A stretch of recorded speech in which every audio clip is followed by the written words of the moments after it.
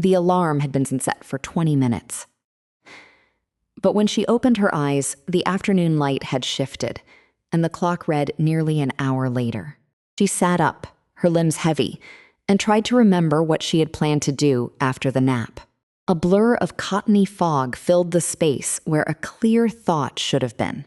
She had wanted a quick burst of energy. Instead, she felt more drained than before she closed her eyes. This was not what the advice about power naps had promised. Somewhere between the quiet room and the missed alarm, something in the brain had shifted. The question is not simply whether napping is good or bad. The real puzzle is why a short rest can sharpen you, while a longer one can leave you stranded in a mental fog. And what that fog steals from the night ahead. By early afternoon, most people feel a gentle pull towards sleep that is not just a heavy lunch. It is a signal from the brain's internal clock and a chemical called adenosine. Adenosine builds up the longer you stay awake, gradually increasing something scientists call sleep pressure. Sleep pressure is a quiet weight that makes your eyelids heavy and your thoughts slower. A nap seems like the perfect counterweight, a way to pay back some of that accumulated pressure. The obvious solution is to give in and sleep a little, and on the surface, more sleep should feel better. But sleep is not one uniform state that you can dip into and out of without consequence. When you first drift off, you slide into light sleep, a threshold where you can still be easily woken. If you stay asleep longer, the brain descends into deep, slow-wave sleep, where the body repairs itself, and the brain's rhythms slow dramatically. Waking from that deep state is like being pulled from underwater, disoriented, and struggling to surface. That heavy, confused feeling has a name, sleep inertia, and it can last minutes or sometimes more than an hour. She had overslept into deep sleep, and the alarm had yanked her out of it before the brain could complete its natural exit. But the explanation goes deeper than a single word, because a nap can also leave you feeling remarkably refreshed. The difference depends on what kind of sleep you get and how long it lasts. A nap that stays short, around 10 to 20 minutes, usually avoids deep, slow-wave sleep entirely. You wake from lighter stages, where the brain is still hovering near the surface of consciousness. In that narrow window, the nap can reduce sleep pressure just enough to clear away mental fog without triggering inertia. Research shows that such brief naps improve alertness, reaction time, and logical reasoning for the next few hours. So the first insight is that a nap's success is not just about closing your eyes. It is about timing your exit before the brain sinks too deep. Yet the benefit of a nap is not only about erasing tiredness, and that is where the story becomes even more interesting. During light sleep, especially stage 2, the brain produces quick bursts of electrical activity called sleep spindles.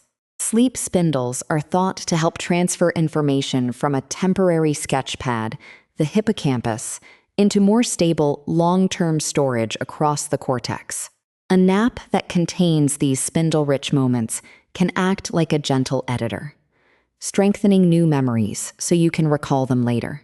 In controlled studies, people who took a short nap, after learning a set of words or a new skill, remembered more than those who stayed awake. The nap was not just lost time, it was active rehearsal, the mind quietly practicing without your awareness. Now return to the woman on the couch, whose long nap left her groggy and blank. Her nap did not just fail to refresh her alertness. It may have disrupted a more delicate memory process. Deep sleep helps consolidate certain kinds of memory too. But when you are pulled out of it early, the brain's filing system gets interrupted. The half-finished work of slow-wave sleep can leave you feeling not only drowsy, but also mentally scattered. So the length of a nap does two things at once. It determines whether you feel clear-headed and whether your memories get a helpful boost or a rude interruption.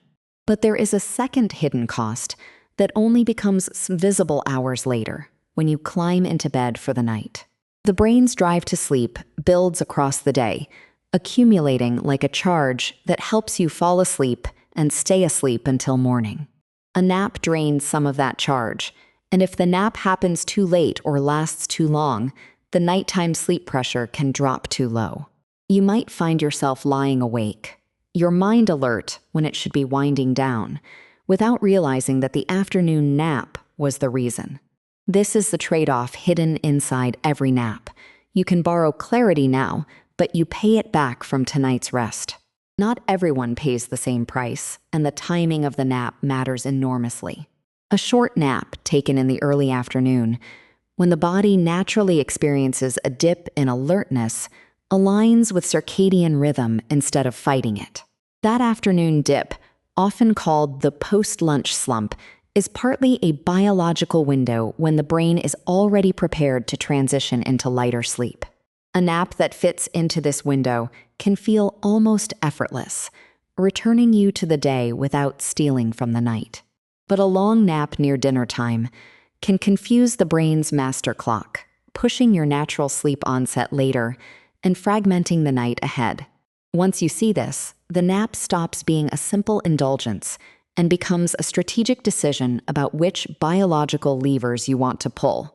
Even the type of memory you hope to strengthen can guide the length of your nap.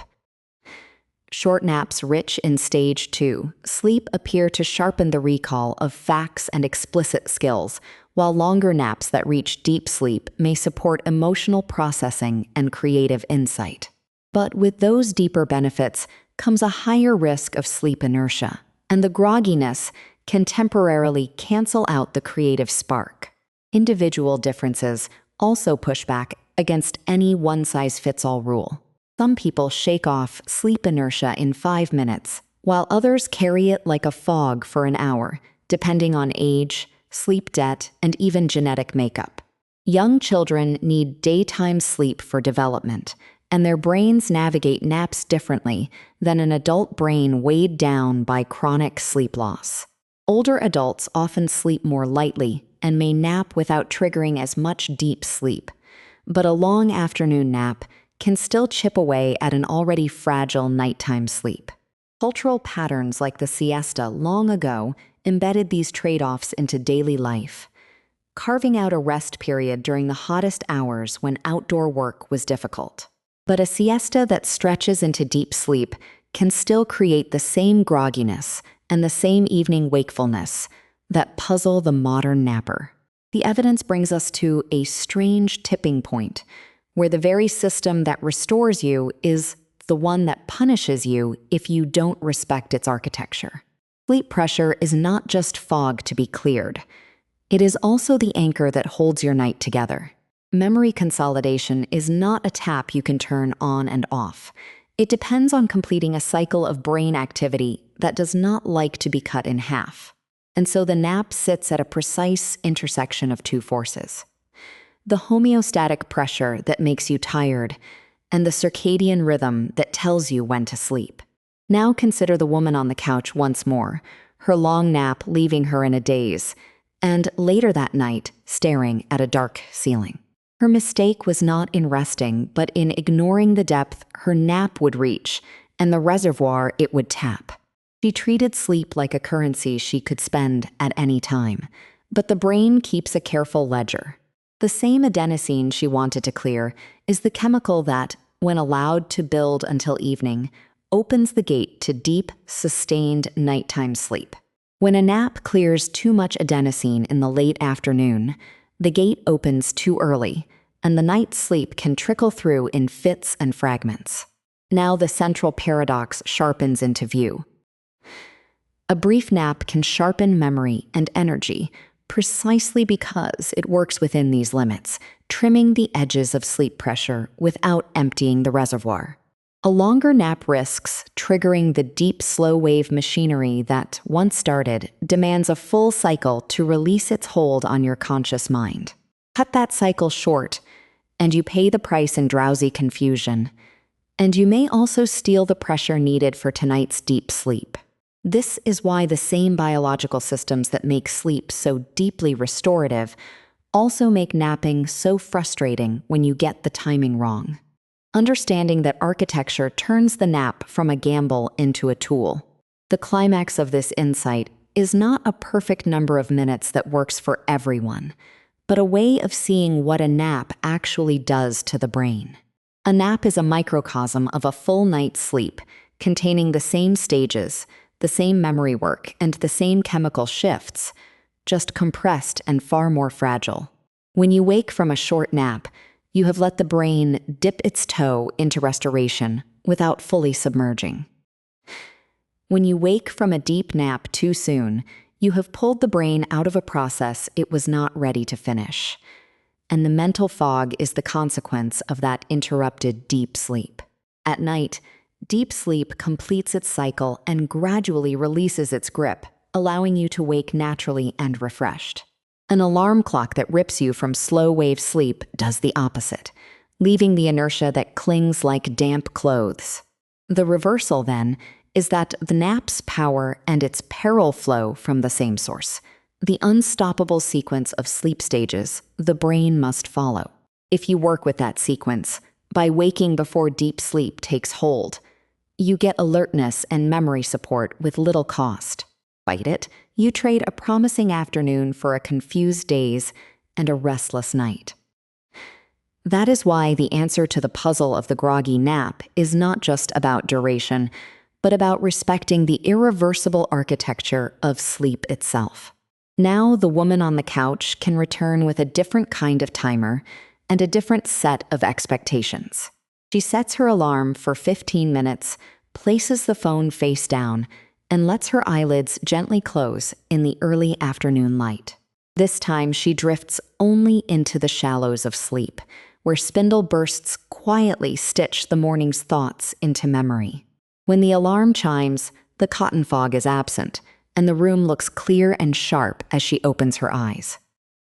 She can stand up feeling not just less tired, but truly more present, the afternoon ahead refocused rather than stolen. But the lesson does not end with a perfect morning nap, because the night still matters. A tactical nap can rescue an afternoon, but it cannot substitute for the full cycles of deep and dream sleep that only a full night can provide.